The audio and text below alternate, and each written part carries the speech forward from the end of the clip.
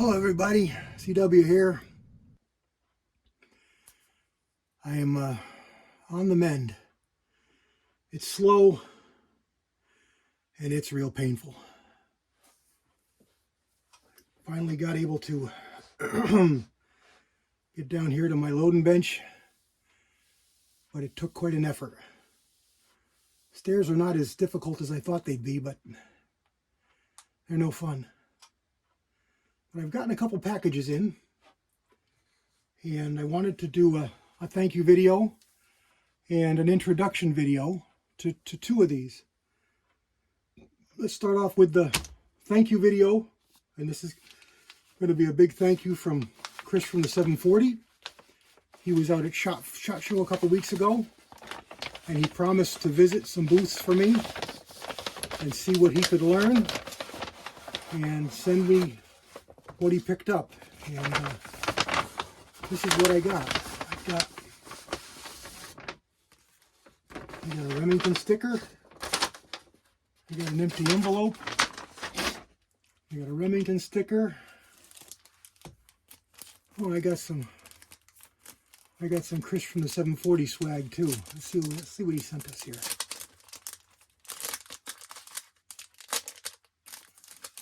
I gotta devise a logo of some kind and sticker or something and do something like this too. Chris from the 740 business card. Oh, he's got two. Yeah, nice. Thanks, man. I appreciate that. I've got a metal cabinet that I've been putting some stickers from friends' channels on, so I'll get that on there. I'll get this one up too. Thank you very much. And what we got for our catalog here is a Remington and all the current information on the buck hammer. So this will be good. I get some reading. I got some nice pictures. It looks pretty good. Been a long time since I had a Remington catalog. Let's hope this Remington is better than the last Remington, and they promote this caliber and advertise it and make it go places, because they've not had a good reputation for promoting their new calibers. You know, that 260 Remington.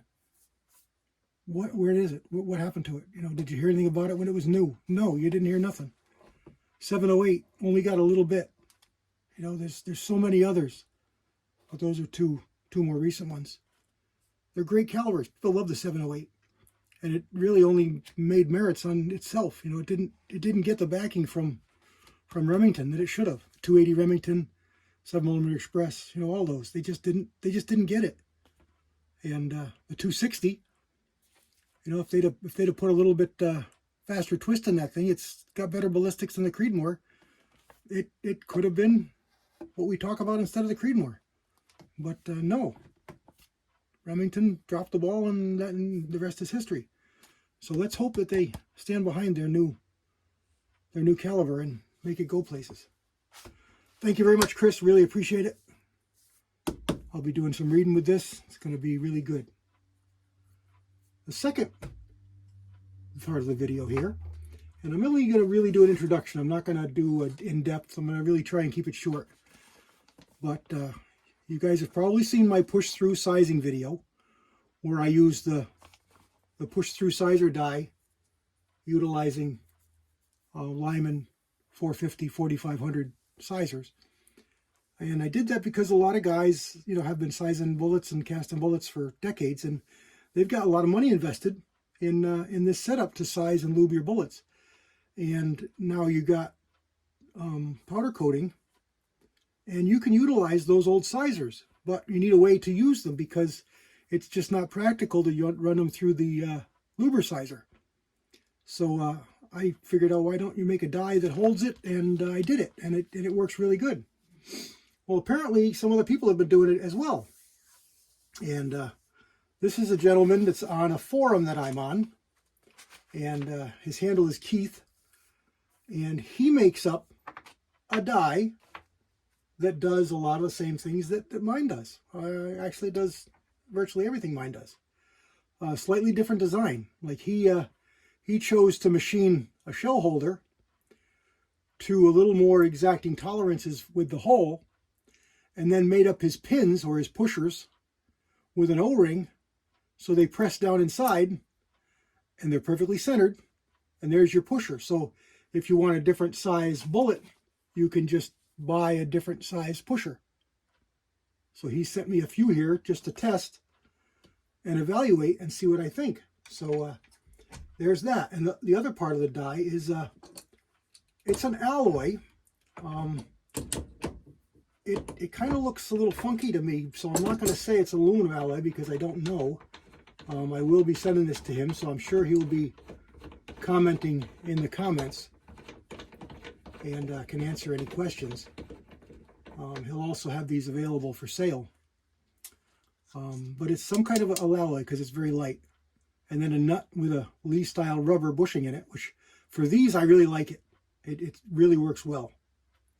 And then he's machined the end of the die to hold the sizer with its O-ring. So you virtually just press it in with your thumb and it's flush, and it's got little scallops here to be able to pull it out. And it's in there. It's not going to fall out. Actually, this is the first time I'm taking it out, and it's difficult to come out. So I may have to use a pair of pliers or something, but I don't have the strongest fingers because I'm still on all these meds. So, but it doesn't fall out on you. And then you just run this into your press, just like mine, down far enough so that the pusher goes all the way up inside the die without crashing. So size it until it touches and then back it off a little bit. So you want to make sure that your pusher can push your bullets entirely out of the sizer. That's really important. You do not want two bullets in that sizer at one time. You do not really even want to stop sizing. In other words, stop your pass with your stroke with your arm when the bullet's in that sizer. It can get stuck with some alloys, some hardnesses. It's really important that you push it all the way through with one steady, continuous stroke. So you want to make sure that your die is all the way down into the press far enough that the pusher can push the bullet out of the sizing die. So I've got that set here. And these bullets are already sized, but we're going to run them through just to go through the motions here. And then I'm going to do some sizing with this die and report back to him, and I'm going to do a regular video on it when I get some regular bullets to size. He's done two other things here. He's machined the top and the back of this die. Can you see that? I'm hoping you can see that. Maybe you can't. Let's move the camera a little bit. Sorry about that. Make you dizzy. Okay, now you can see it. The top of the die, he's left a little bit of head on it and a little bit of cutaways here. And then anyone who's used the Lee sizers knows how you can get bullets bound up in there and they kind of tip over sideways and then push the lid off and push the whole thing off. So the way to counter that is to reduce the diameter of the throat where your bullets come through so that they're only close to caliber, so they can't tip over. So they have to be straight. So he made up little bushings that just drop in here and fit. And then he made up this bushing, which I believe this is what this is for. This is probably thread to, say, a soda bottle or something like that. It's a big coarse thread, and I don't have any. The only stuff I have here is these Ensure bottles, and these are way too big. But I'm thinking that that's what this is for. And then the whole thing on here, screwed on there, and then you tip it upside down, and it sits right on top of here, allowing you to push into a bottle. So I'm thinking that's what he's made, because this just fits over here nicely, and it's got a good thread on the inside. So I'll check around and see what I got for bottles. We don't drink soda, so I don't have soda bottles floating around. Just water, lots of water bottles, but these won't fit. So it's a bigger thread. So anyway, there we go. So let's let's just run a bullet or two through here. These are the ones that we did in the last video. Let's run them up through here. I hope I'm out of the way enough because it's, with this leg, it's hard to move around. And it's hard to bend in certain positions. All right, let's see here. There we go. It goes all the way through. So it works as I'd expect it to. There's another one. All right off the bat, it's a little hard to find the hole because the cedar stem is not really tight. So maybe some closer tolerances there would cure that. Not exactly sure. But there we go, and they come right out the top. I think you can see that. I can't see the back of the camera. But I'm going to hope that you can. So as you push one in, you get one out. So there's always going to be one in the die. And that's how mine works too. And to get that out, I just take it out and tip it over. And it falls out. So there we go. I'm going to be doing a little bit of a field test on this for Kieth. And I'm going to report back what I think. And if it's going to be something that people are going to like. All right, so it's just in there in the back of the die. See it? Perfect. Perfect.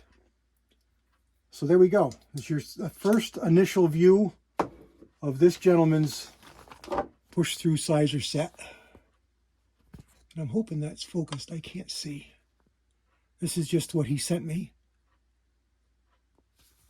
And it's good. So now, if you guys have this same thing,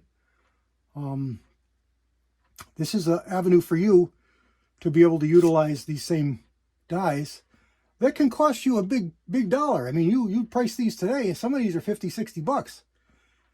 Arguably they're better, but 3 times the cost of a Lee? No, they're not that much better. So if you've already got them, you can save yourself some serious coin. Just one initial outlay. I'm not sure what the cost is going to be on this, but it's still going to be cheaper than being able to utilize what you already have for sizers as a push-through sizing die. So I thought it was a great idea. I also found something else that I sent over to Tin Man, so we may have yet another avenue, and he's going to work on that, and I'm hoping he's going to send me some of those. And I'll test those out. I'm sure he'll test them as well. And that'll be something that he can offer to you guys as a product to utilize 450 or 4500 Lyman sizers. And I'm sure it could be modified to other designs like Star is another popular sizer people have. So there we go. I want to keep this kind of short and sweet. I got to get upstairs. And it's going to take me a while to get up there. And I got some more meds to take. I want to thank everybody for all the well wishes. They are felt. They are definitely needed and appreciated. I really, really appreciate all the kind words and all the prayers. I can kind of see improvements daily, very small, not as big as I saw with my heart, but I can see improvements. It's a lot more painful than I expected it to be. Not intolerable, but there were times that was really bad. So we're going to get through this, and we're going to move forward and be stronger. God bless everybody. CW out.